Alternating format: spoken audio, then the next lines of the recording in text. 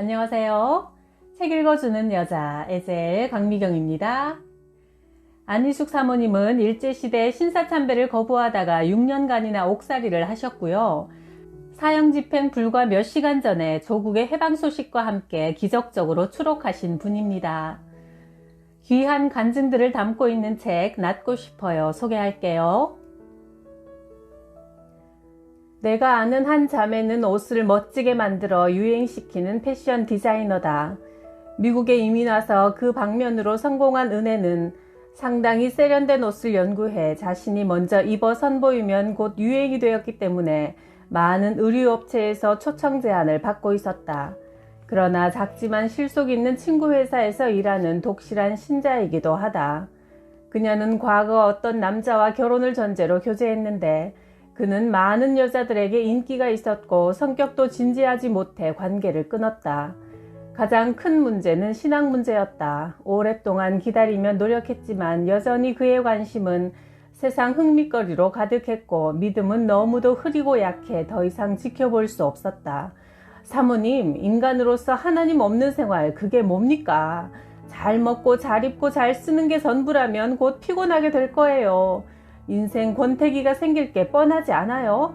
못 먹고 못 쓸 때는 잘 먹고 잘 입고 잘 살아보자는 목표 때문에 소망이 있는 것 같지만 결국 실컷 먹게 되고 잘 입고 잘 살게 되면 그것은 동물 생활이나 다름없잖아요. 영적 존재인 우리가 어떻게 그것만으로 만족할 수 있겠어요?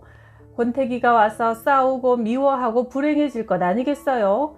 인간은 한없이 고귀하고 신성한 창조물이니 거룩하신 하나님을 모시고 살아야 회개가 있고 용서가 있고 기쁨이 있고 감사가 있어 끝없이 평안한 삶을 누릴 수 있지 않겠어요? 그런데 그 남자에게서는 그런 영적인 진지함을 찾을 수가 없어요. 그녀는 그와 헤어진 뒤 모든 것을 잊기 위해 이민을 오게 되었다. 아름답고 세련된 여성이었기 때문에 그녀를 좋아하던 많은 훌륭한 젊은이들이 있었는데 그녀는 신학을 공부하는 한 미남자를 만나 결혼했다.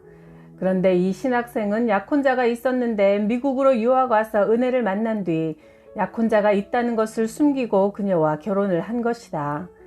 은혜는 과거의 남자를 잊기 위해 결혼을 서두른 것이 큰 실수였다. 또 하나님의 종이 되려는 사람이었기 때문에 존경스러워 안심하고 믿고 결혼을 해버린 것이다. 그런데 같이 살다 보니 그의 삶은 불신자와 거의 다를 바 없었다.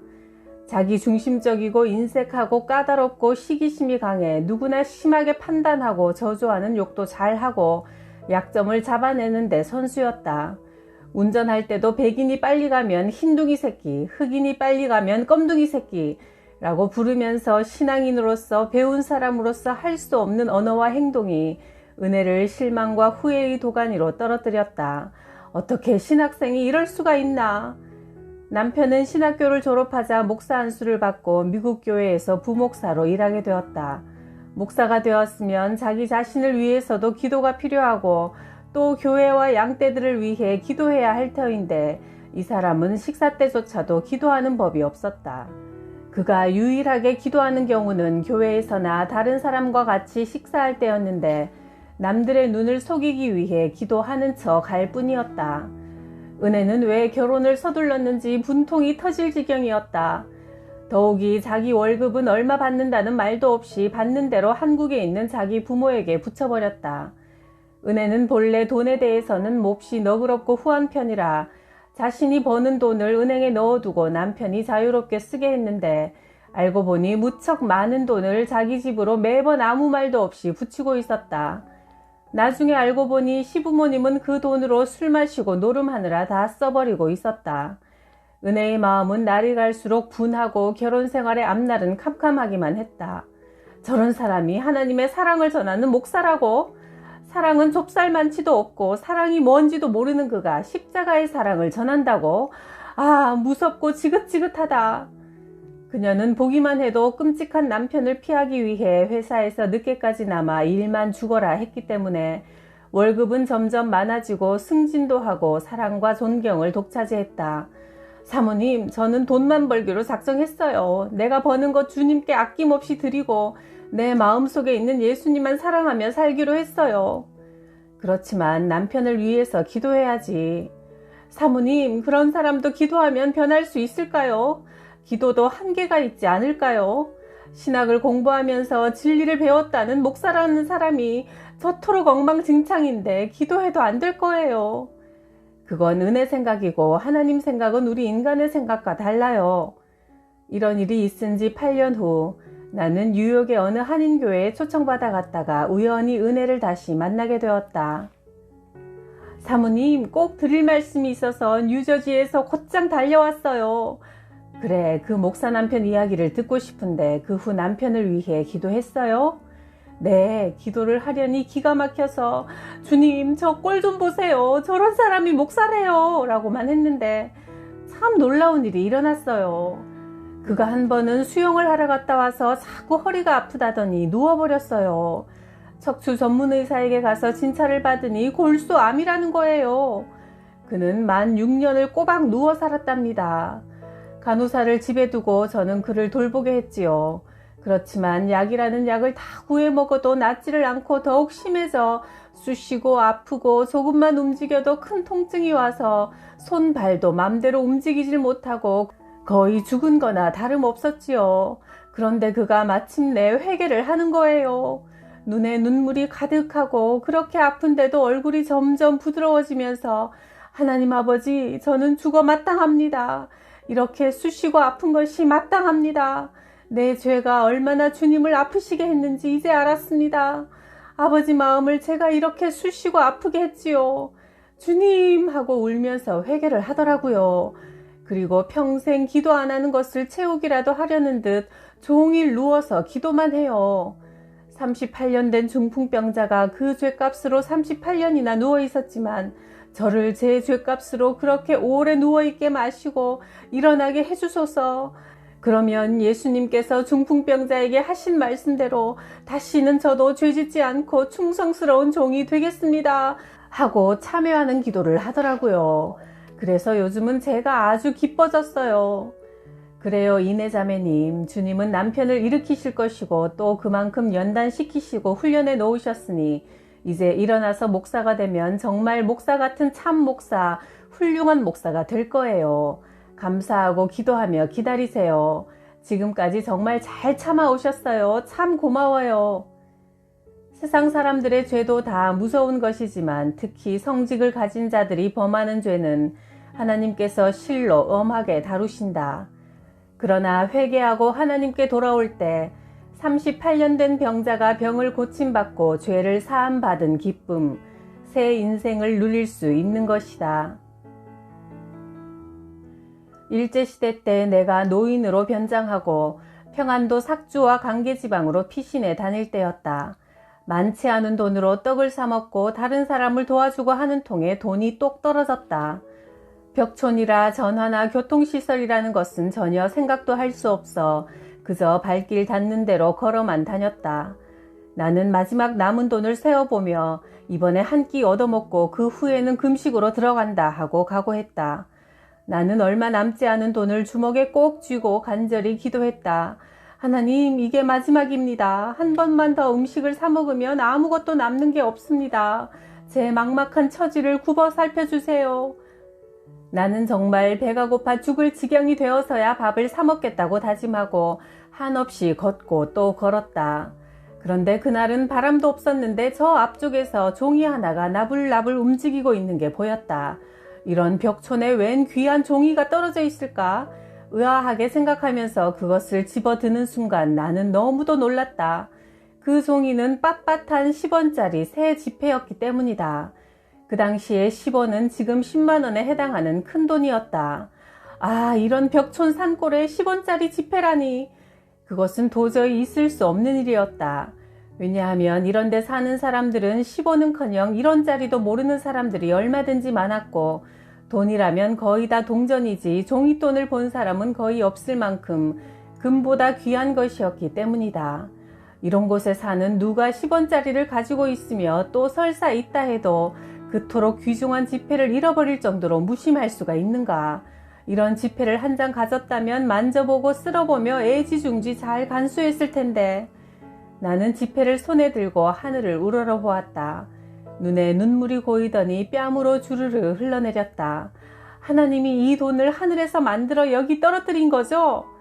그렇지만 나는 혹 누가 떨어뜨린 것이 아닌가 해서 그 돈을 들고 사방을 둘러보았다. 그러나 그 근처에는 밭에서 일하는 사람도 지나가는 사람도 전혀 없었다. 다만 몇 마리의 새가 내 머리 위를 날아가고 있을 뿐이었다. 창조주 하나님을 아버지로 모시고 사는 사람들에게 사실 이런 일쯤이야 얼마든지 일어날 수 있는 것이다. 나는 일제시대 때 보성여학교에서 일본어와 음악을 가르쳤는데 당시 정부에서는 매달 초하루에 대목산에 올라가 일본 신사를 향해 절하라는 명령을 내렸다. 그때 나는 학생들에게 하나님의 자녀는 귀신에게 절하는 것이 아니라고, 하나님의 자녀가 귀신에게 절하면 귀신은 굉장히 좋아하지만 하나님은 너무나 슬퍼하신다고 강경하게 말했다. 그래서 많은 학생들이 초하루가 되면 결석하거나 출석을 했어도 숨어 있어 대목산에 올라가는 것을 피했다. 이 일 때문에 학교를 폐교시키겠다는 통지서가 날아왔다. 나 때문에 수백 명의 학생이 공부할 수 없다는 것은 있을 수 없는 일이므로 나는 자청해서 대목산으로 올라갔다. 그리고 똑바로 서서 굽히지 않고 나는 예수 그리스도밖에 다른 어떤 것에도 경배하지 않는다고 시위했다. 나는 이 일 때문에 일본 경찰들을 피해 도망 다녀야 했다. 그때 보성학교를 졸업한 한 자매가 나를 그 집 안방에 숨겨주었다. 그 집 사람들은 예수님을 믿는 사람들이 아니었지만 내가 하나님 편에 서서 일본 800만 귀신과 싸우는 선생님이라는 의식 때문에 나를 신경 써서 보호해 주었다. 그런데 그 집은 나무젓가락 만드는 공장이었는데 마침 그 즈음 한 군대에서 젓가락을 만들어 바치라는 명령이 떨어졌다. 그래서 밤낮 쉴 새 없이 공장이 돌아갔고 군납인 만큼 굉장히 큰 벌이가 되어 번창하게 되었다. 일이 그렇게 되자 예수도 안 믿고 하나님도 모르는 집주인이 내게 와서 절을 하며 말했다.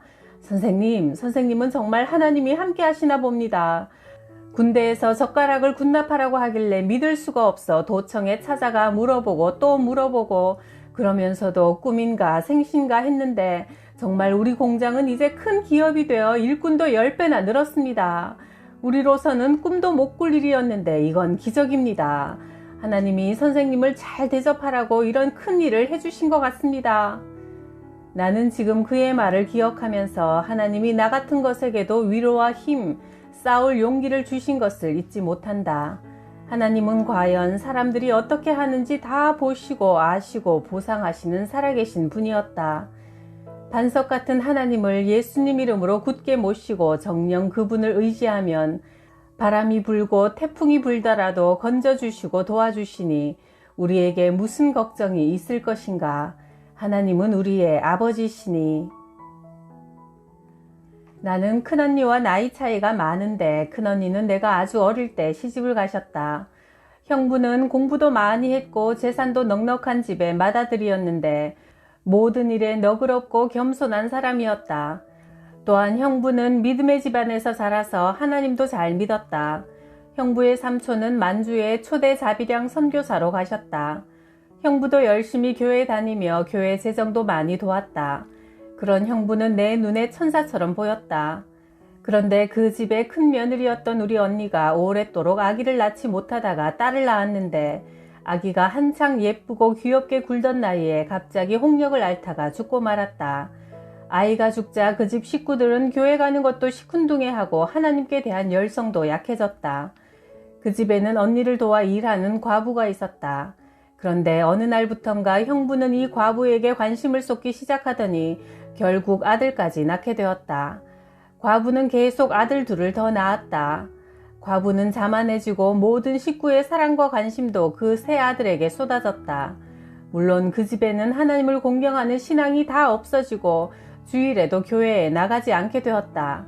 선교사인 삼촌이 이 사실을 알고 크게 노하셔서 형부를 나무랐다. 정신 차리고 주일 지키고 하나님 전에 나가서 하나님을 섬기며 살아야 이 아이들도 잘 되고 너도 후회가 없을 것이다. 삼촌은 혼자 떨어져 외로운 큰언니를 애달프게 여겨 위로해 주셨다. 얘야, 세상은 지나가는 거란다. 네가 믿는 하나님만 꼭 붙잡고 마음 아파하지 마라. 그저 살아가는 동안 네 중심만 하나님께 향해 있으면 되는 거다. 그러면 너는 승리하는 거야. 지금 형편으로선 힘들겠지만 용기 잃지 마라. 아들 열을 낳는 것보다 하나님을 소유하는 것이 우리 인생에는 제일이야. 언니는 그분의 말씀을 순종하여 그 첩을 미워하지 않고 그가 낳은 아들들을 잘 길렀다.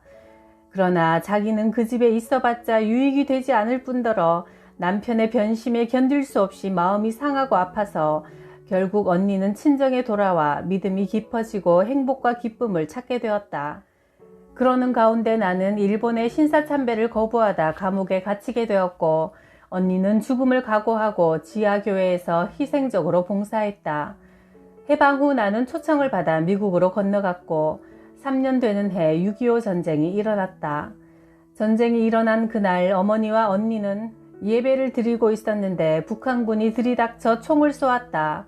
언니는 그 자리에서 죽지 않고 얼마 후 죽었지만 어머니는 그 자리에서 순교하셨다. 오랜 세월이 지난 후 나는 형부의 소식을 들을 수 있었다.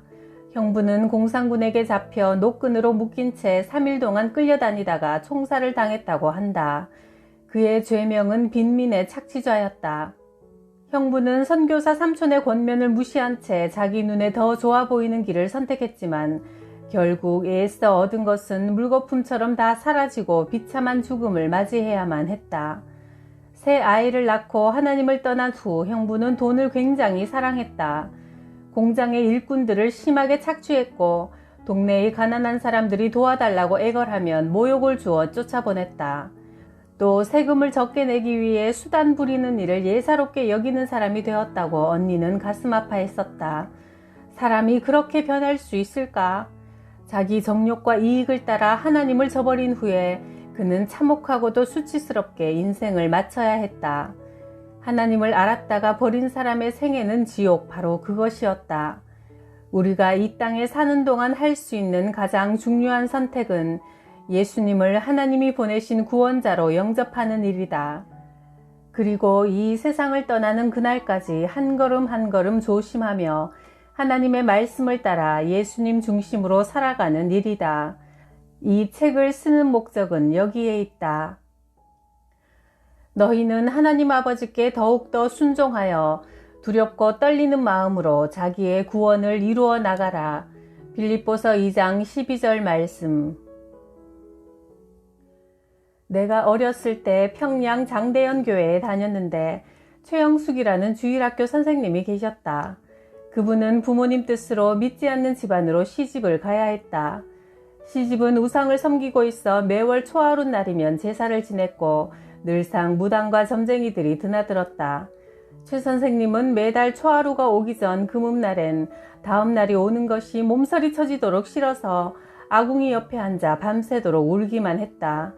그녀는 기도도 할 줄 몰라 다만 하나님 아버지, 내 마음이 아파요. 정말 아파요 아버지 하면서 울 수밖에 없었다. 그런데 한 번은 어린 막내 시동생이 병이 들었다. 숨을 제대로 못 쉬고 먹지도 걷지도 못한 채 누워만 있었다. 시부모님은 무당을 불러들여 큰 구슬했고 그래도 병이 낫지 않자 아들을 절로 데리고 갔다. 온 식구가 부처 앞에서 울며 불며 애원했지만 낫질 않았고 그렇다고 죽지도 않은 채 누워만 있는 것이다. 부모와 식구들이 절에 가 있는 동안 마침 평양 장대연 교회에서 큰 부흥회가 있었다. 최 선생님은 교회로 달려가서 그저 앉아 울기만 했다. 그때 강사로 오신 김익두 목사님이 물으셨다. 자매님, 왜 그렇게 울기만 합니까? 최 선생님이 그간의 사정을 이야기하자 목사님은 그녀의 집으로 함께 가서 모든 우상을 꺼내오라고 했다. 영숙이 방 안에 있는 우상들을 모두 다 꺼내 마당에 쌓아놓자 목사님은 장자기 위에 그것들을 올려놓고 불을 지르라고 명령하셨다. 최 선생님은 죽으면 죽자 하는 결심으로 용기를 내어 장자기 위에 석유를 뿌리고 불을 질렀다. 그 많은 우상들이 장작과 함께 활활 타올랐다. 바로 그때 놀라운 일이 일어났다. 절에서 지금껏 죽은 듯이 누워만 있던 막내 시동생이 엄마 배고파 밥 줘 하면서 일어난 것이다. 그것을 지켜본 가족들은 부처님이 고쳐주신 거라며 좋아서 집으로 돌아왔다. 그런데 집에 와보니 모든 우상이 불타있는 게 아닌가. 깜짝 놀라 서 있는 시부모님들께 최 선생님은 사건의 경위를 자세히 설명하고 권유하여 김익두 목사님이 집회하는 부흥회로 모셔왔고 그 후 온 집안이 예수님을 믿게 되었다. 하나님은 이름도 없고 힘도 없는 어린 신자 영숙이의 슬픈 눈물을 보시고 그녀를 자유롭게 해주시기 위해 주의 종을 보내 도와주시고 온 집안을 구원하신 것이다. 갈 길 몰라 애타는 자의 눈물을 무시하지 않으시는 하나님, 어렸을 때 본 그 일을 나는 지금도 잊을 수가 없다. 내가 어렸을 때 나는 학교에 가기 전부터 우리 동네 언덕에 있는 작은 교회 종소리만 나면 교회로 달려가는 것이 습관이 되어 있었다. 그날은 아버지와 한자리에서 저녁을 먹고 있는데 교회 종소리가 울려오자 나는 먹던 숟가락을 놓고 자리에서 발딱 일어났다. 먹던 거 다 안 먹고 어딜 가냐? 교회에서 종소리가 나니까 교회 가야지요. 교회 가는 게 밥보다 더 중하냐? 네, 제일 중요해요. 저는 가야 해요. 아무리 교회가 중해도 좀 더 먹고 가려무나. 아니에요. 저는 교회 가는 것이 먹는 것보다 제일 중하다니까요. 아버지도 예수 믿으시고 저랑 같이 교회 가요.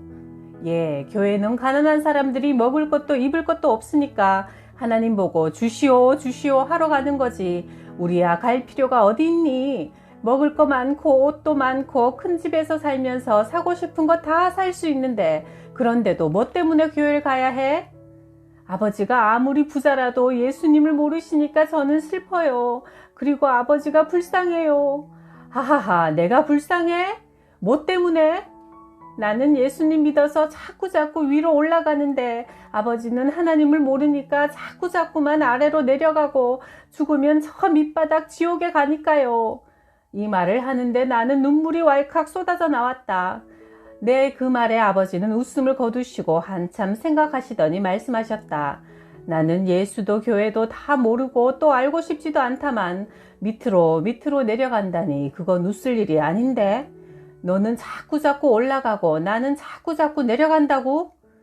어린 딸의 말을 아버지는 왜 그렇게 충격을 받으며 들으셨을까? 오랜 후 불치의 당뇨병으로 사경에 이르렀을 때야 통곡을 하고 회개하며 예수님을 믿는다고 고백하셨다. 그때 아버지는 내가 어렸을 때 한 그 말이 기억나지 않으셨을까? 믿음이란 신비한 것이어서 나이가 어리다고 무시할 수 없는 일이다. 어리다고 무시하지 않고 그 순진한 말을 귀담아 듣는 사람은 구원의 축복을 받는 지혜로운 사람이다. 우리도 매일 위로 올라가서 천국까지 이룹시다. 구독, 좋아요, 댓글로 저를 행복하게 해주셔서 감사합니다.